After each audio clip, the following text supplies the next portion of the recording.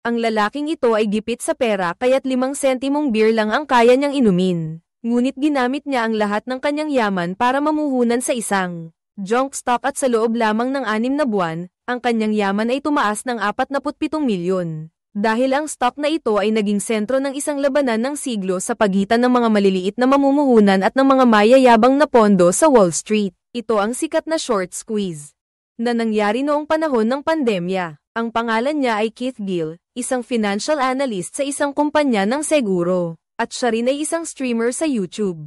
Sa ilalim ng palayaw na Roaring Kitty, sinabi niya sa matalik niyang kaibigan na bumili siya ng mga stock. Pinayuhan siya ng kaibigan niyang ibenta na ang mga basurang stock na iyon. Dahil may asawa at mga anak pa siyang kailangang buhayin. Ngunit sinabi ni Keith Gill na hindi lang siya bumili ng mga stock, ginamit niya ang lahat ng kanyang ipon para mamuhunan sa GameStop. Inakala ng kaibigan na nagbibiro lang si Keith Gill. Ngunit nang inilabas niya ang kanyang telepono para patunayan, doon niya nalaman na talagang baliw na si Keith Gill. Ang GameStop noon ay isang higanteng nagbebenta ng mga video game at software. Pinakamalaking libangan sa mundo, ngunit dahil sa epekto ng online shopping at digitalisasyon ng laro, ang stock nito ay bumaba ng 70% sa nakalipas na mahigit 3 taon. Gusto ng Wall Street na samantalahin ang kahirapang ito para makakuha ng bargain. Kabilang dito ang Citadel Securities ng bilyonaryong si Ken Griffin at ang hedge fund company na .72, kung saan ang pinakamalaki ay ang Melvin Capital. Pinamamahalaan ni Gabe Plotkin. Si Plotkin ay 36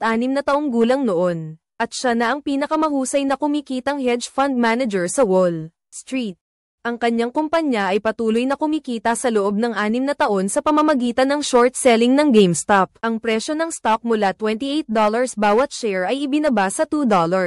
Naghanda silang magpatuloy sa short selling ng GameStop kaya ang pagkilos ni Keith Gill na bumili ng stock ng GameStop ay halos katumbas ng pagtapon ng pera sa ilog. Ngunit hindi inaasahan, paggising niya kinabukasan, biglang tumaas ng 130% ang presyo ng stock ng GameStop sa isang iglap. Ang hindi pa nagagawang matinding pagtaas ng presyo na ito ay nagdulot ng matinding takot kay Gabe Plotkin at hindi niya talaga inakala na ang dahilan ng biglaang pagtaas ng stock ay isang maliit na influencer lamang na nagngangalang Keith Gill na nagsabing gusto niya talaga ang stock na ito. Ang asawa ni Keith Gill ay malapit nang matanggal sa trabaho dahil sa epekto ng pandemya. Dahil dito, nakaramdam si Keith Gill ng matinding pressure, at dahil din sa sinabi ng kanyang matalik na kaibigan, nagsimula siyang magduda sa kanyang mga desisyon. Ngunit, ang kanyang asawa ay lubos na sumusuporta sa desisyon niyang bumili ng stock ng GameStop. Sinabi niya kay Keith Gill na mag-livestream, at kung hindi siya sigurado, tingnan na lang kung ano ang sasabihin ng mga tao. Bumalik si Keith Gill sa kanyang opisina, binuksan ang computer, at isinuot ang kanyang signature na pulang headband. Nag-livestream na siya ng ilang beses upang ibahagi ang kanyang paraan ng pamumuhunan. Kahit hindi ganoon karami ang nanonood, at kahit may mga mapanirang komento pa ang natanggap niya, hindi pinili ni Keith Gill na umiwas kundi tumugon ng may pagpapatawa. Pagkatapos ay nagsimula siyang magbahagi ng seryoso tungkol sa kanyang pananaw at pananaw sa pamumuhunan sa GameStop dahil ang mga shark sa Wall Street na nag-short sell sa GameStop ay nagpabagsak sa presyo ng stock ng GameStop sa pinakamababang antas. Ang kasalukuyang presyo ng stock ay $3.85 lamang. Naniniwala si Keith Gill na mali ang pagtatasa ng mga shark sa Wall Street sa pagkakataong ito tungkol sa GameStop. Ang kanilang pag-short sell ng GameStop ay labis na nagpababa sa halaga ng GameStop. Bukod pa rito, ang GameStop ay na-short sell ng 140% na nangangahulugang mas maraming maliliit na mamumuhunan ang bumili. Ang mga nag-short sell ay lalong malulugi kaya ito ang ginagawa ng Wall Street para magulo ang sitwasyon. Basta't ang maliliit na mamumuhunan ay hindi magkakaisa sa pagtaas ng presyo ng stock, at hindi magbebenta, maaari nilang pabagsakin ang mga malalaking short seller ng kapitalista, at kumita ng malaki. Gayunpaman, palaging iniisip ng Wall Street na ang maliliit na mamumuhunan ay isa lamang grupo ng mga tanga na nakikita lang ang pansariling interes, at tiyak na hindi magkakaisa. Ang pera ng mga ordinaryong tao na ito ay tinatawag nilang tanga na pera, na pinakamadaling kit-in. Kaya nang makita ni Gabe Plotkin na ang maliliit na mamumuhunan ay sumasali at nagiging masigasig, nag-invest pa siya ng karagdagang 600,000 shares para ay short sell. Naghihintay na bumaba ang presyo ng stock at ang mga maliliit na mamumuhunan na ito ang bunga. na gusto niyang anihin ngunit hindi niya inaasahan na ang kanyang patuloy na pag-short selling ay ituturing na isang deklarasyon ng digmaan. Laban sa GameStop, ang mga maliliit na mamumuhunan ay nagpasya na mag-alsa. Sa pagkakataong ito, hindi para kumita kundi para pabagsakin ang mga higanti ng Wall Street. Nag-iwan ng mga komento ang mga netizens sa internet, naghihikayat sa isa't isa, lahat ay baliw na bumibili ng stock na ito. Nananawagan sa lahat na sumali dahil wala naman silang mawawala kung bawat isa ay mag-aambag ng ilang sentimo para lumaban. Matatalo nila ang mga elite ng Wall Street. Hindi sila ituring na tao, hindi na lang ito simpleng pamumuhunan sa stock para kumita. Ito ay naging isang napakakapanabik na revolusyonaryong labanan. At sa ganoong paraan, nagsimula ang isang epekto ng paru-paro sa stock market. Isang nurse na may utang na $50,000 pagkatapos makita ang panawagan ni Keith Gill. Agad na ipinuhunan ng kalahati ng kanyang sahod sa loob ng kalahating buwan dahil ang mga kapitalistang ito na humihigop ng dugo ng tao ang nagpahirap sa kanyang buhay. Isang empleyado ng GameStop, dahil sa short selling ng Melvin Capital, ay humina ang negosyo. Dahil naantala ang pagbabayad ng kumpanya sa kanya, inilaan niya ang huling natitirang pera na higit sa $100 para mamuhunan sa GameStop. Isang estudyante na may malaking utang, ngunit inilaan ang lahat ng kanyang ipon. Ang dahilan ay nagtrabaho ng masikap ang kanyang ama sa isang malaking supermarket, ngunit binili ito ng isang Wall Street fund, inubos ang pera, at pagkatapos ay idineklara ang pagkalugi. Kaya't labis niyang kinamumuhian ang mga kapitalistang ito. Ang isang maliit na kislap ay maaaring magsunog ng buong parang. Sa pagsisikap ng lahat, tumaas ang presyo ng stock ng GameStop sa $10. Ang Amerika noong 2020 ay nakaranas ng pinakamalungkot na Pasko sa kasaysayan. Nag-livestream si Keith Gill sa bahay, iniulat na 5 beses na tumaas ang resulta ng GameStop kumpara noong nakaraang tag-init. Ang stock na nagkakahalaga ng $4 noong Hulyo ay tumaas sa $21.70. Ngayon, nag-iiwan pa ng mga komento ang mga netizens sa loob ng livestream room. Itaas ang GameStop sa buwan, si Keith Gill ay nakatanggap din ng paggalang mula sa lahat ng netizen. At ang mga netizen na ito, ang dahilan kung bakit sila makakagamit ng ilang dolyar para bumili ng stock ay dahil sa app na tinatawag na Robinhood na ito. Ito ay isang mobile application para sa pagbili at pagbenta ng stock. Kailangan mo lang magrehistro ng account doon para makabili at makabenta ng stock at walang transaction fee. Ang bilang ng gumagamit ng Robinhood ay dating umabot sa 20 milyon. At ang dahilan kung bakit ito libre ngunit kumikita pa rin, ay dahil sila ay nagbibigay ng serbisyo sa paglipat ng mga order sa pagbili at pagbenta ng stock. Kapag ang mga user ay nag-trade gamit ang kanilang software, ang mga order ay ipapadala sa market maker, na tumutulong sa mga user na maglagay ng order at sila ay makakatanggap ng maliit na komisyon. Ang napakalaking dami ng order ay tumutulong sa Robinhood na kumita ng malaki. Karamihan sa mga operasyon ng Robinhood ay nakikipagtulungan sa Citadel Seguridad dahil sa modelong ito ng negosyo, nahawakan ng Wall Street ang kahinaan ng Robinhood.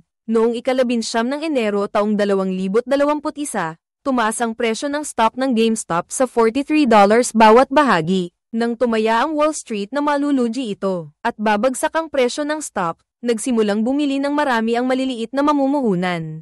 Nagdulot ito ng malaking dagok sa mga higanti ng Wall Street. Ang presyo ng stock ng GameStop ay tumaas, umabot sa 70%. Isang araw lang ang lumipas, tumaas pa ito ng 70%.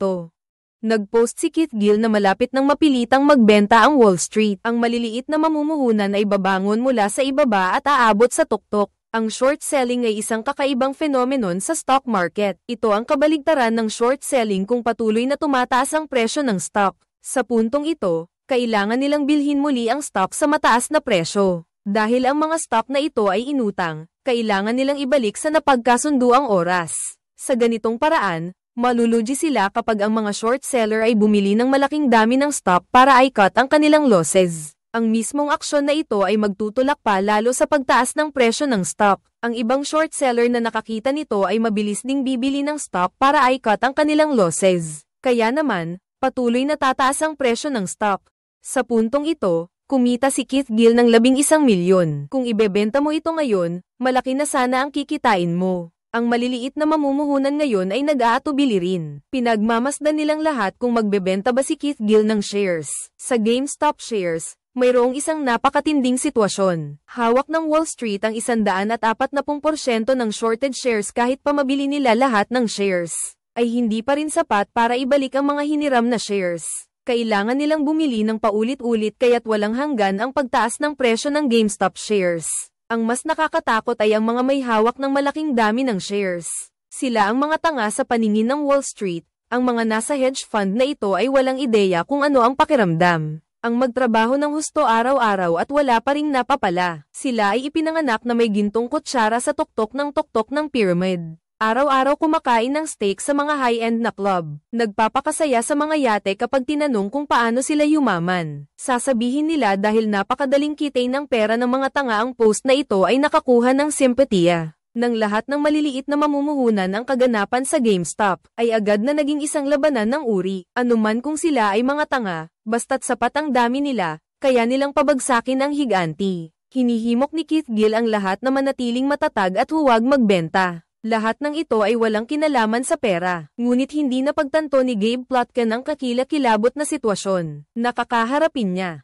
Nang gabing iyon, sinabi pa niya sa kanyang asawa na tiyak na babagsak ang presyo ng stock sa susunod na linggo, dahil ang maliliit na mamumuhunan na ito ay tiyak na magbebenta ng maaga para kumita. Tiyak na babagsak ang presyo ng stock dahil sa kasaysayan, walang short squeeze ang nagtagumpay. Ang resulta, kinabukasan paggising pa lang, tumalon ng 130% ang presyo ng stock. Sumunod ay 220%, baliw na ang mga maliliit na mamumuhunan. Bumili at mariing tumangging magbenta. Sumabog ang eksena noon. Sa mga balita at sa mga livestream room, ang GameStop ay nasa bingit ng pagkalugi. Biglang naging pinakaaktibong ipinagpalit na kumpanya sa mundo. Ang presyo ng stock ay tumataas ng halos 4% bawat minuto. Pagsapit ng gabi, umabot na ito sa 581%. Magkano ang kinita natin ngayon? 5 milyon, at kahapon 4 na milyon. Mahal. Bakit ka ganyan? Mayaman na tayo. Magkano ang nalugi natin ngayon? 1 bilyon, at kahapon 1 bilyon. Sa puntong ito, mabilis na kumalat ang balita na malulugi na ang Melvin Capital nang humarap siya sa panayam.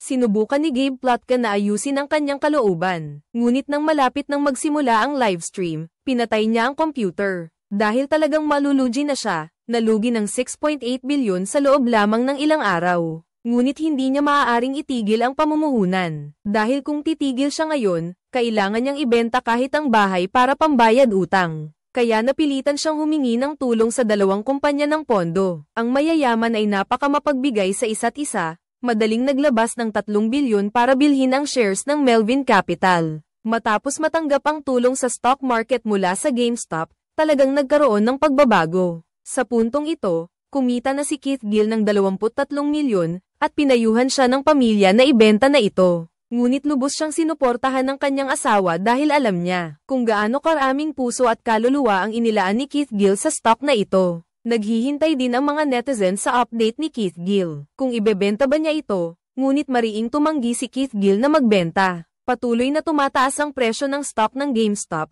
umabot sa halos $350 bawat share. Kahit ang White House ay nagsimulang magbigay pansin, ang kalihim ng pananalapi at iba pang mga eksperto ay nagsimulang makialam. Nakita nila na lalong lumalakas ang galaw ng mga baliw na mamumuhunan. Hindi na kinaya ng mga kapitalista, hindi na rin naghintay na lang sa Wall Street. Nagsimula na silang gumanti. Lumapit sila sa iba't ibang business media. Nagtatanong kung may nagtutulak sa biglaang pagtaas ng stock. Ngunit ito ang nagpabilis na si Keith Gill ay maging isang stock market guru. Nang makita nilang hindi ito epektibo, direkta nilang pinutol ang internet connection ng mga maliliit na mamumuhunan. Isinarado ang Wall Street Bets Forum sa Reddit kung saan nagpo-post si Keith Gill para pigilan ang mga tao na mag-usap. Maraming maliliit na mamumuhunan ang hindi nakita ang post ni Keith Gill. Sabay-sabay nilang ibinenta ang kanilang mga stock at noong gabing iyon ay nagkaroon din ng problema ang Robinhood app. Hiniling ng National Securities Clearing Corporation na magdeposito sila ng 3 bilyong halaga ng margin. Kung hindi sila makakapagdeposito ng sapat na margin, hindi sila makakapagpatuloy sa pakikipagkalakalan sa stock market at mabibigo rin ang kanilang plano sa paglilista. Kinabukasan pagkabukas ng stock market, milyon-milyong maliliit na mamumuhunan ang nagbukas ng Robinhood at nadiskubre ang stock ng GameStop. Pinapayagan lang ibenta, hindi pinapayagang bumili, na nagdulot ng agarang pagkapanik sa mga maliliit na mamumuhunan. Nalaman na si Ken Griffin ng Citadel Securities ay lumapit kay Vlad Tenev.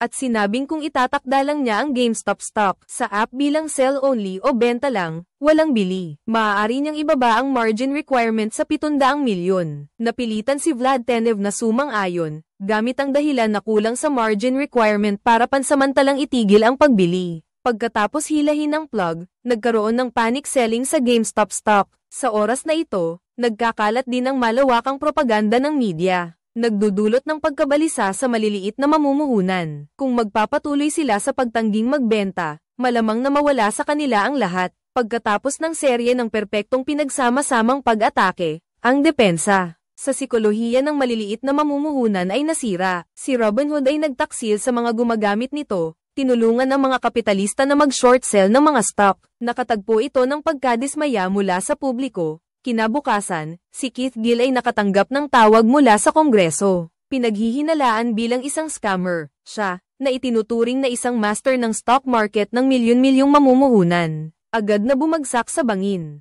Sa oras na ito, ang kanyang nakababatang kapatid ay kakaibang dumating upang aliwin si Keith Gill. Kahit na palagi mong pinapuna si Keith Gill bilang isang kakaiba, ngunit nagtagumpay si Keith Gill na takutin ang mayayaman. Ang Citadel Securities, Melvin Capital, at si Keith Gill ay pawang ipinatawag ng Kongreso upang magbigay ng testimonya. Ang mga mayayaman na may problema ay makakahanap ng isang grupo ng mga tao upang tulungan silang ayusin ito. Isang profesional na pangkat ng mga abogado ang tumulong sa kanila na ayusin ang bawat salita. Samantala, ang panig ni Keith Gill ay mayroon lamang pamilya at mga kaibigan na hindi gaanong nakakaalam. Kinabukasan, maraming mahahalagang mambabatas mula sa komite ng serbisyo sa pananalapi ng kapulungan ng mga kinatawan ng Estados Unidos ang dumalo sa pagdinig na ito. Ang CEO ng Citadel Security ay mayroong isang grupo ng mga abogado na sumusuporta sa kanya. Si Gabe Plotkin ay masyadong stressed dahil sa pagkabigo niya sa short selling. Pati ang pag-on ng kanyang mikropono ay nakalimutan niya kaya pinagtawanan siya ng mga netizen. Si Vlad Tenev naman ng Robinhood ay sinadyang iwasan ang mga tanong ng kongresista.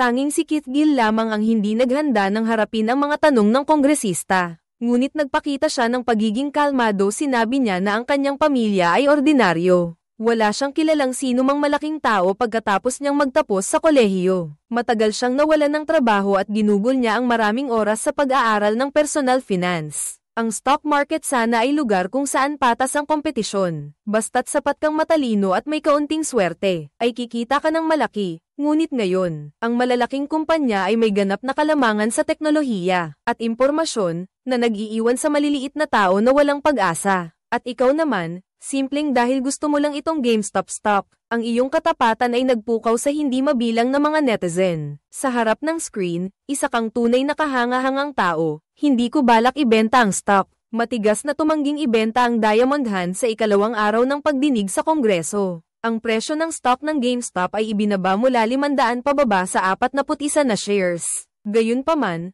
3 araw pagkatapos, binuksan ni Keith Gill ang kanyang computer at muling bumili ng shares. Inubos ang lahat. Isa kang kahangahangang tao. Ang alon ng presyo ng stock ng GameStop ay muling tumaas ng husto. Ang bilang ng shares na hawak niya ay dumbbell, umabot sa 100,000 shares. Ang presyo ng stock ng GameStop ay tumaas ng 3 beses sa loob ng 1 linggo. Ang empleyado ng GameStop ay kumita ng 180,000, 2 babaeng estudyante, bawat isa ay kumita ng 270,000. Ang utang ng nurse ay 10,000 na lang ang natira, at mariinadiin nilang hindi ibenta kay Keith Gill ang isang pulang sports car para sa kanyang kapatid. Nagsara ang Melvin Capital noong 2022, nag-IPO ang Robinhood noong Hulyo taong 2021 dahil sa isang mapaminsalang paglulunsad. 2 taon pagkatapos, ang dami ng kalakalan ay 10% na lamang ng kasagsagan nito. Ang dalawang boss ay hindi na rin bilyonaryo. 6 na buwan pagkatapos, sa isang kaso, ang mga mensahe ay naibunyag.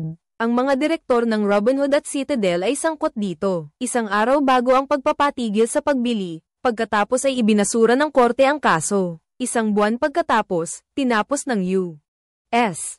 Securities and Exchange Commission. Ang investigasyon ay walang inihain na anumang kaso. Ang bagay na ito ay halos nakalimutan na. Si Keith Gill noong 16 ng Abril taong 2021 ang huling nag-post online. Ang kanyang ari-arian ay $34 million, 85% ng mga hedge fund ay nagsimulang aktibong mag-imbestiga online. kung saan namumuhunan ang maliliit na mamumuhunan. Natatakot sila na muling mangyari ang short squeeze event. Ang mga hedge fund ay nagsimulang bumaba rin ng malaki. Ang mga short selling activities sa Wall Street ay hindi na maaaring balewalain ang epekto ng mga tanga. Ito ang buong takbo ng pangyayari sa stock market. May panganib ang pamumuhunan, kailangan mag-ingat.